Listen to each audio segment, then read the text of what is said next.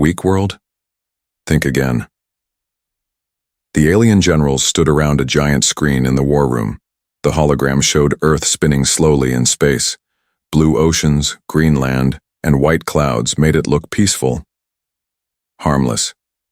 General Varnock, the oldest of them, crossed his arms and laughed. "This is the planet that refused to bow," he said. "They have no real space force, just a few slow ships and old weapons." The others laughed with him. To them, Earth was a joke. "Send the scout fleet," said another general. "Let them see what true power looks like." 15 alien warships left the main fleet and flew toward Earth. Each ship had shields, plasma guns, and soldiers trained for war. Down on Earth, Commander Rhea looked up at the screen in Earth's defense center. The alien ships were coming fast. "They think we're weak," she said, voice calm. "Good. Let them think that."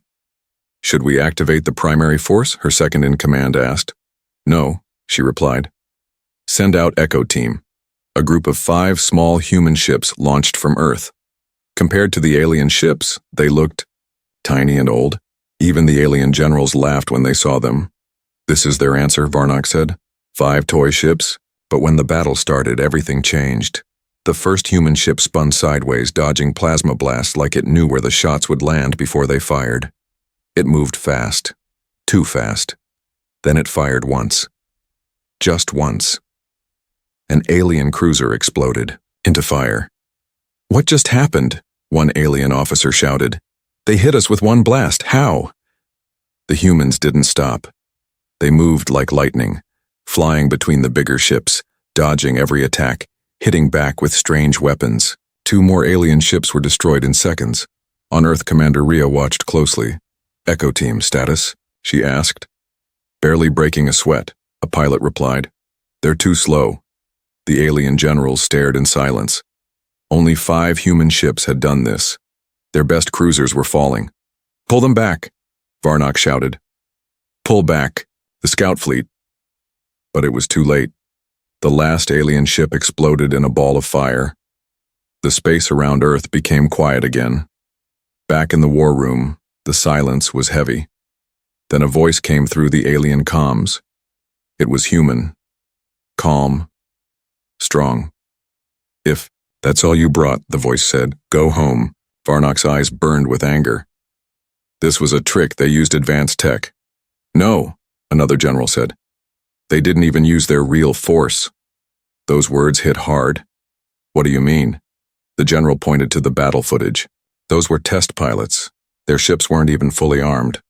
Look here, the energy readings are only at 20%. Varnock stepped back. "That wasn't their full power." "No," the general said. "Not even close." On Earth, Rhea turned off the screen. "They'll come back," her second-in-command said. "Let them," she replied. This was only a warning. Next time, they'll meet the real force. She walked down a dark hallway. Large doors opened at her voice command. Behind them, hidden deep underground, stood giant machines. Ships twice the size of the ones they had just sent. Glowing, with silent power, and beside them stood the pilots. Humans who had trained in secret for years. Soldiers with skills that made machines jealous. AI assistants blinked to life as she entered. "Prepare them," Rhea said. "We may need them soon." Far away in space, the alien generals argued. Fear now filled the war room. "We need a full invasion," one shouted. "No," said another. "We need to know what we're really facing." Varnock stared at Earth. For the first time in years, he felt unsure. "How did we miss this?" he whispered. "How did we not know they were this strong?" But no one had the answer. They had come thinking Earth was a small, weak world. They had only seen a glimpse of its power, and it was already too much. Who are these humans? The alien fleet drifted silently in deep space. Inside the command ship, General Varnock stood alone in front of the viewing screen. It replayed the battle again and again. 5 small Earth ships. Fast, smart, deadly. Each time he watched, his hands curled tighter behind his back. Pause. he said. The screen froze at the moment a human ship dodged 3 plasma blasts at once and destroyed a cruiser with a single strike. Varnock didn't speak, he just stared. They were not supposed to win, not with old tech, not with so few ships, not with so little effort. A soft voice broke the silence. "General, you asked for the report." A young alien officer stepped forward, holding a data pad. "Speak," Varnock ordered. The officer cleared his throat. "We scanned the human ships," he began. "They looked outdated. But that was only the outer shell. Inside, their systems were far beyond ours." Varnock narrowed his eyes. "How far?" The officer hesitated. "At least 20 generations ahead." A chill filled the room. "They masked their technology," the officer said. "They wanted us to think they were weak." The door opened again. Another officer rushed in. "Sir, we just finished questioning the prisoner, the one from the scout fleet." Varnock turned. "Bring him." Moments later, the captured alien soldier was dragged into the room. His armor was torn. His eyes were wide with fear. "Speak," Varnock said. The prisoner's voice shook. "We thought they were normal soldiers, but they didn't even try." "What do you mean?" "They let us shoot first. They didn't use shields. They didn't even take cover." He looked around the room. They were watching us. The other generals, now entering the chamber, fell quiet. One of them, General E. Rytek, stepped forward. "Are you saying they were testing us?" The prisoner nodded. "Yes. And when they fought back, they only used enough force to stop us, not kill us all. They could have destroyed every ship." The room turned cold. "And the humans?" Rytek asked. "What did they look like?" "Calm," the prisoner whispered. "Too calm." Varnock turned away from them and looked at the stars. "We've made a mistake," he said. Another general, one who had remained quiet until now, walked to the side screen and pulled up Earth's historical data. "This planet is old," she said, "but its people are survivors." The screen showed images. Broken cities, mushroom clouds, battles fought on land, sea, air, and even space. They fought each other for centuries, she continued. War after war. And each time they grew smarter, harder, colder. Another image appeared. Earth soldiers walking through fire. Machines built to think. Cities rebuilt faster than they were destroyed. "They live in peace now," she said, "but only because they learned the price of chaos." Rytek shook his head. "They act peaceful, but they are made for war." "Worse," said Varnock. "They are prepared for war." The data changed again, showing Earth's secret bases, hidden weapons under ice, underground cities, war factories, disguised as energy plants. "How did they hide all this from us?" one general asked. "They didn't," Varnock said. "We didn't look hard enough." A new alert lit up the table in front of them. Earth had just moved several objects into deep space. "What are those?" Rytek asked. The answer came from a silent analyst who had been studying the feeds for hours. "Probes," he said. "But they're not just gathering data. They're mapping our fleet. They know where we are. They know how we move." The room filled with tension. The prisoner spoke again, barely above a whisper. "They want you to attack again." All heads turned to him. "What did you say?" Varnock asked. "They're not afraid," the prisoner said. "They're waiting. They want you to bring everything." He looked directly at Varnock now, voice trembling.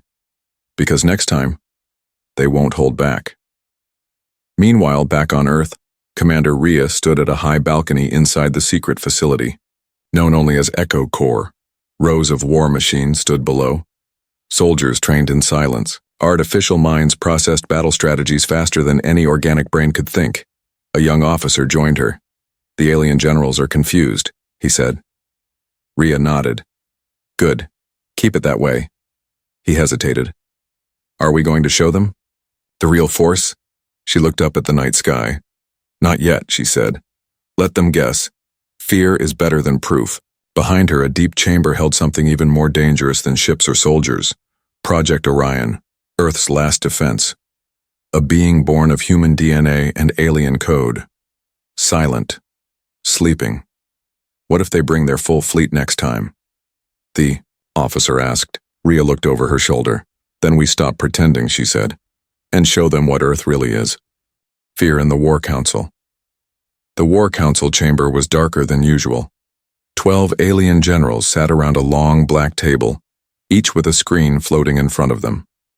Outside the massive windows, the stars drifted silently. The planet they had taken over weeks ago, Threxia, spun below, unaware of the storm brewing above it. General Varnock sat at the head of the table, silent, hands folded, eyes cold. They had all watched the same thing, the destruction of their scout fleet. 5 human ships had taken out 15 of theirs in under 5 minutes. No mercy, no emotion, and no sign of their full power. A small AI drone floated to the center of the table and projected images above the group. Scenes from the battle played. Again, human fighters moving faster than their scanners could track.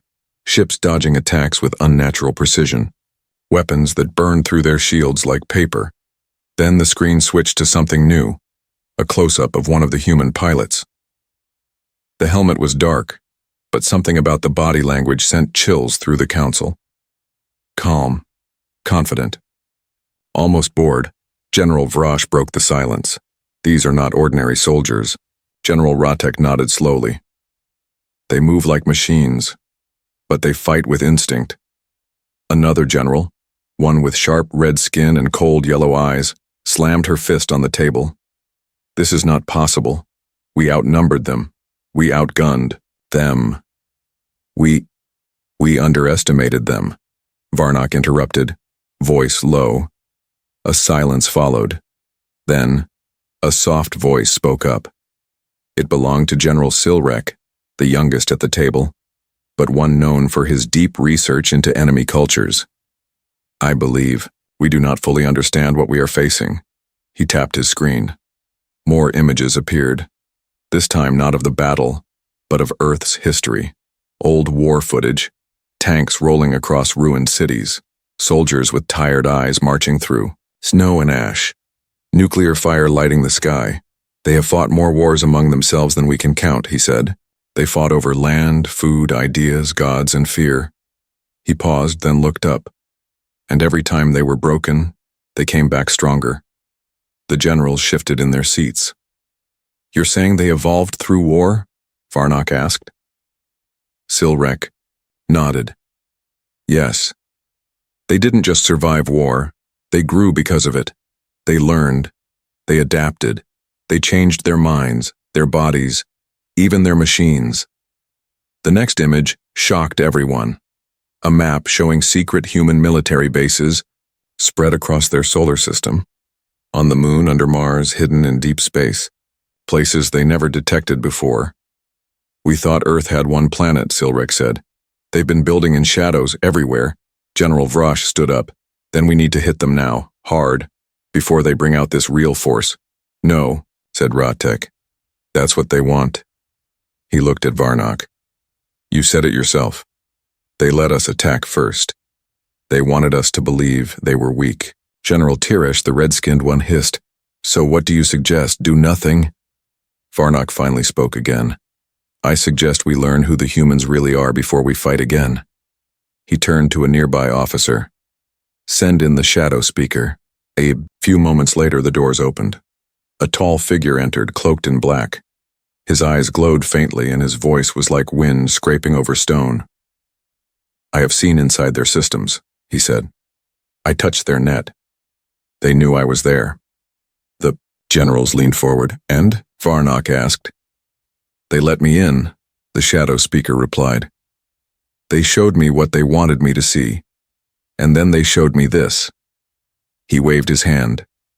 A strange video began to play. Earth's training program. A simulation showed human soldiers fighting against alien troops in realistic settings. The humans moved with perfect coordination. Some of them wore armor powered by AI. Others had strange abilities, strength beyond normal limits, speed that blurred the eye. One simulation showed a single human defeating an entire alien squad, not with brute force, but with strategy, precision, cold logic. Then the image changed again. showing blueprints for machines even the Council couldn't recognize. "These are not weapons," the shadow speaker said.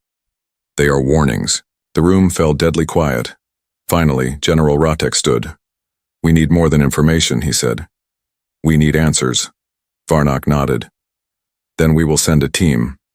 Not to fight, to observe." The room turned toward him. "You mean, send spies to Earth?" Tirash asked. "No," Varnock said. "We send envoys. A team with full diplomatic cover. They will request peace talks. While the humans talk, we will watch. We will study. We will learn." Silrek looked uneasy. "And if they don't agree?" Varnock's voice dropped lower. "Then, we'll know one thing for sure. They were never afraid of us." Back on Earth, Commander Rhea stood inside the Echo Core once again. She stared at a glowing screen, an incoming message. Alien, diplomatic. She smiled. They took the bait. Her officer looked at her. "Should we begin stage 2? Rhea nodded. "Yes, it's time they see what we really are." She turned away from the screen, and in the shadows behind her, Project Orion finally opened its eyes. The battle they didn't expect. The alien envoy ship hovered just outside Earth's orbit. It was shaped like a silver claw, with long curved wings and a central black eye, always watching. Inside the ship, 6 alien officers stood still as their leader, Envoy Artal, waited for a response from Earth. They had come in peace, or so the message claimed, but deep down, they were not here for peace. They were here to measure Earth's strength, to see what the humans were hiding. They didn't have to wait long. "You are cleared for landing," came the message from Earth.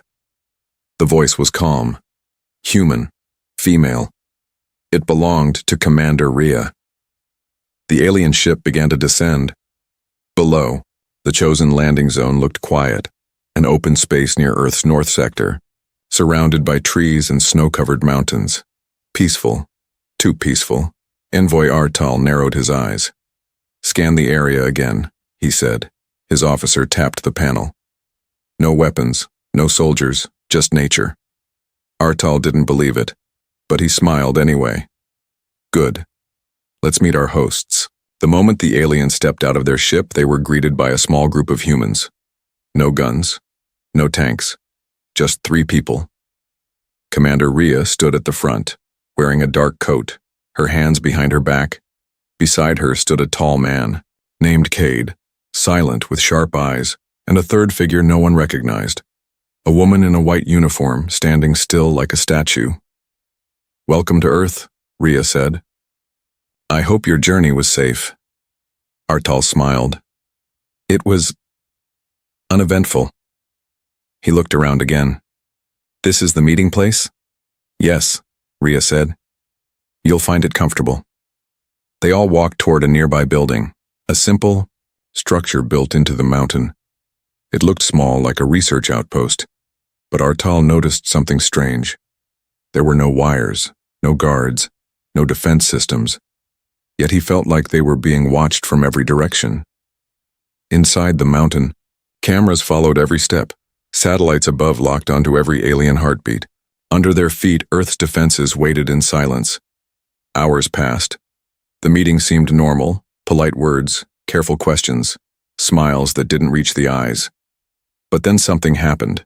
A sudden alert echoed through the alien envoy's ship. "Still parked outside.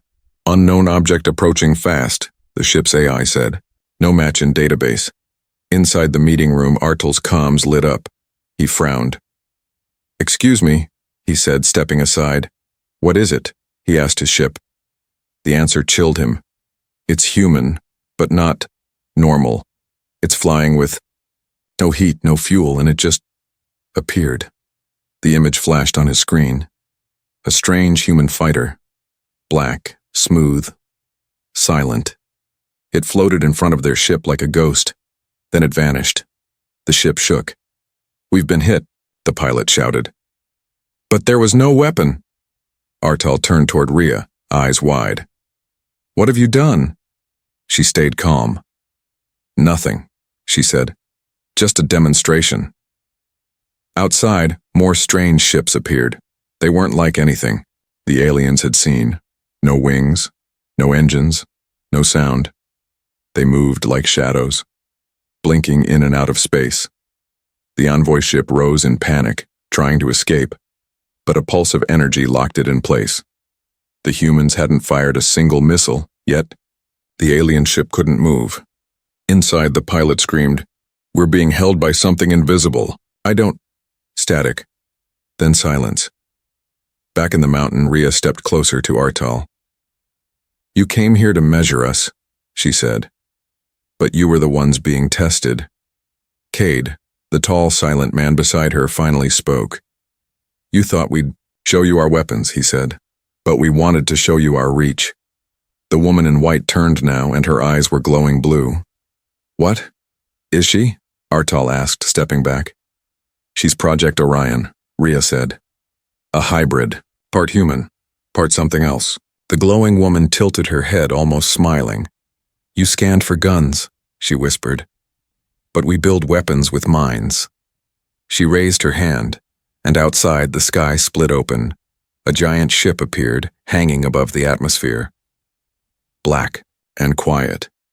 Its surface shimmered like water. The alien officers gasped. This was no ordinary ship, this was something more. "That's not even our strongest one," Cade said. Far above, in the War Council's command ship, General Varnock watched the live feed. His claws tightened around the edge of the table. "Pull them out," he ordered. "Get our envoy back, now." But it was too late. The human systems had blocked all communication. The humans weren't just strong, they were in control, and they wanted the aliens to know it. Back on Earth, Rhea looked at the sky. The aliens had come expecting weakness. They were leaving with fear. "Send them back," she said. Cade raised an eyebrow. "Just like that?" "Yes," she replied. "Let them run. Let them report. Let the galaxy hear what they saw." She looked at the quiet alien envoy, now trembling. "The battle hasn't even started," she whispered. "This was just a warning." Earth's secret weapon revealed, the alien envoy had returned, silent and shaken. General Varnock watched as Artal and the surviving officers stepped off the ship. They looked like soldiers who had seen a ghost. Their eyes were wide, their skin pale. No pride, no defiance, only fear. "Report," Varnock commanded. Artal lowered his head. "We were not shown Earth's weapons. We were shown Earth's future." He paused. "And we are not part of it." The council room stayed quiet as Artal transferred data. Images from Earth appeared on the walls. Ships that didn't follow physics, people who moved faster than cameras. A woman with glowing eyes who stopped time for 6 seconds. Varnock narrowed his gaze. "You said they had something called Project Orion?" "Yes," Artal said. "And it is not a weapon. It is a person."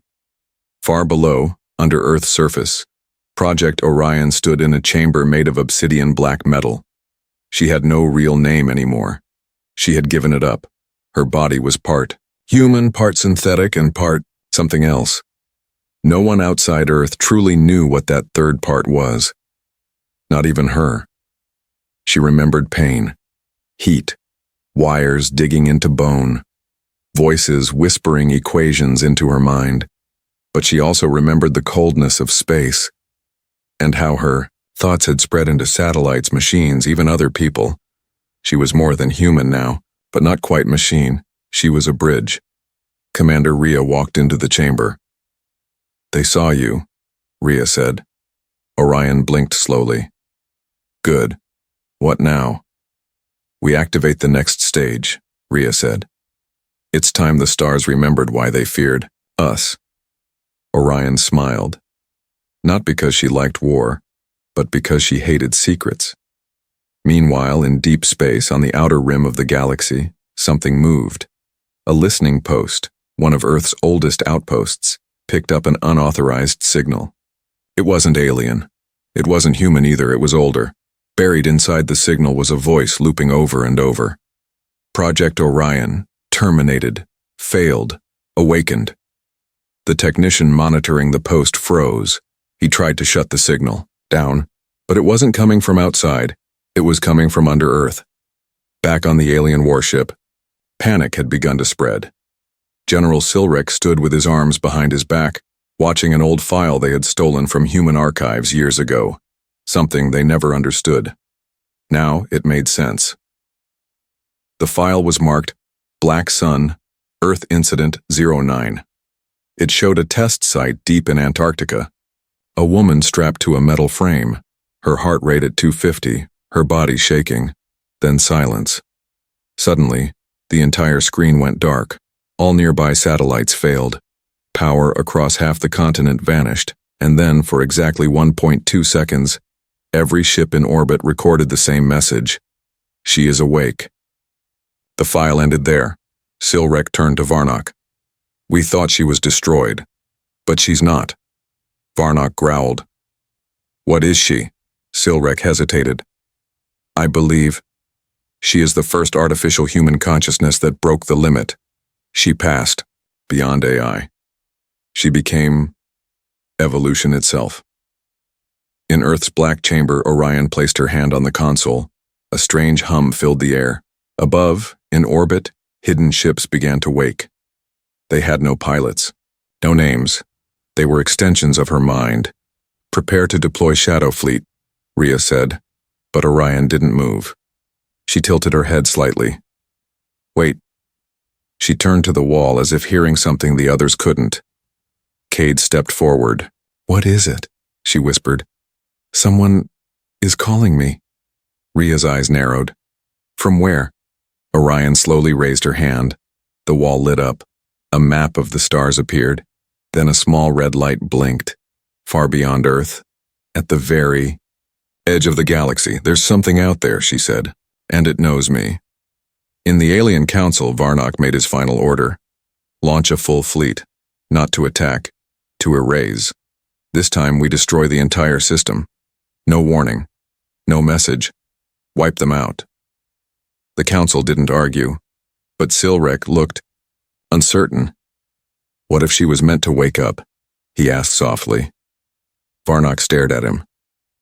Then we end her before she understands what she really is. Back on Earth, deep underground, Orion stood still. The stars in her mind were speaking louder now, and something in the darkness beyond Earth was listening. The galaxy's last mistake.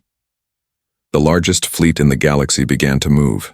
Thousands of alien warships gathered in the dark of space just beyond Earth's solar system. They were shaped like blades, built for war, powered by suns and fed by conquered worlds. This wasn't a patrol. It wasn't a message. It was an execution, and Earth was the target. Inside the command ship, General Varnock stood before a giant screen. A map of Earth's system blinked softly. He raised his hand. No more talks. No more games. We crush them before they become a threat. A voice behind him asked, And Project Orion? She dies first, Varnock said. On Earth, inside the deep black chamber, Orion opened her eyes. She had seen them. The entire fleet. Their plans. Their paths. Their weapons. She didn't see with her eyes. She saw through every satellite, every star telescope, every particle that carried a whisper across the void. And she knew the truth. They're coming, she said. Commander Rhea stood nearby. How many? Orion looked up. All of them. Rhea nodded slowly. Then it's time. Orion stepped forward. Her skin shimmered with light. Not metal, not armor. Something else. She was changing, becoming what she was always meant to be. Elsewhere on Earth, in a quiet forest bunker, an old man was woken from sleep. He wore a simple coat, no badges, no rank, but his name once made alien empires tremble. He walked to a black phone and picked it up.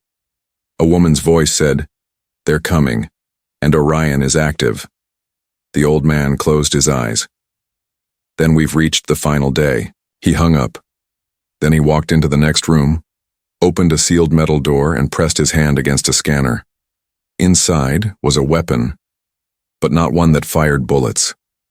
It pulsed like a heartbeat, and it was waiting. The galaxy had always feared Earth, not because of its armies, but because it was the only world that never asked for mercy and never gave it. Long ago, the First War had nearly destroyed Earth. But something had survived. A hidden protocol buried beneath the oceans. A last message written into quantum particles. And now, it was waking up. The alien fleet passed Saturn. Their scanners showed no resistance, no defense line, just empty space. General Varnock frowned. "Why aren't they reacting?" The officer answered. "They're still silent." He didn't like it. "Send a probe," he ordered. A small drone shot ahead. It passed the asteroid belt. Then something strange happened. The feed went black. No explosion, no signal. Gone. Varnock's eyes narrowed. "Send another." They did. This time they saw it. A shadow moved behind the drone. Just a shape, no clear form. Then, static. Gone again. "What was that?" the officer whispered. Varnock said nothing. But his instincts were screaming. Back on Earth, Orion stood at the highest point of the mountain chamber. She raised her hands. From the skies above, the clouds split open. A storm of dark lights fell, one by one. Earth's hidden weapons, called from orbit. They didn't look like ships, they looked like black mirrors, silent, smooth, no engines. But each one held something inside. Consciousness. Earth's final defense was not a missile. It was mind-linked weaponry, created by humans. Controlled by Orion, powered by something the galaxy never understood.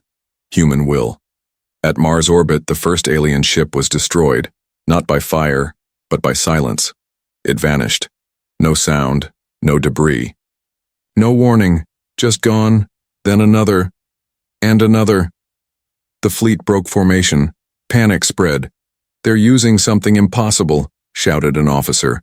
"It's not technology." Varnock stood, shaking with rage. "Bring out the core bomb." They had saved it for only one purpose, to erase a planet. But as they prepared to launch it, the bomb disarmed itself, right there in their launch bay, floating cold dead. A voice came from the ship's comms. Calm, female, human. "We don't need to destroy you." It was Orion. "You already destroyed yourselves by coming here." And then everything went black. Back on Earth, the old man watched from his bunker. He nodded once. "She did it," he whispered. "She broke the chain." Behind him, an ancient vault opened. A white scroll rested inside. He picked it up. It was Earth's last command, written long ago. "If they come again, show them what they made us become." Across the galaxy, alien worlds received a signal. Warning, a message from Earth written in burning stars. This was not our real force, this was only the beginning. This was only the beginning. Silence. The galaxy had never known a silence like this. No signals, no messages, no movement from Earth's system. The fleet that had been sent to destroy Earth? Gone. Not defeated, not captured, just erased. Across star, empires, people waited for answers. They feared what they didn't understand, but this was worse than fear. This was the unknown. And in the unknown, Earth had become something else. Deep below the Earth's surface, in the obsidian black chamber, Orion stood still. Not resting. Not thinking. Listening. All around her, the shadow fleet hovered silently above the planet. No engines. No weapons visible. But every alien race now avoided Earth's skies. Even the bravest pirates, the wildest smugglers, refused to cross near. She didn't blame them. Even she didn't know exactly what she was now. She had merged with something during the battle. Not code, not memory. Something ancient. Something buried. In the stars long before Earth was born. It had spoken to her in a voice made of gravity and light. It had said, "You are ready." Commander Rhea entered the chamber. She had seen war. She had seen miracles. But Orion still made her pause. "They're quiet," Rhea said. "For now." Orion looked toward the sky. "They're not the ones we should worry about anymore." Rhea blinked. You mean the council? No, Orion said softly. I mean, what's coming next? Far beyond the edge of the known galaxy, past the dark barrier that even machines refused to cross, something moved. It wasn't a fleet. It wasn't a life form. It was a memory, alive, vast, cold. A memory of the first war the stars ever fought, and it had noticed Earth.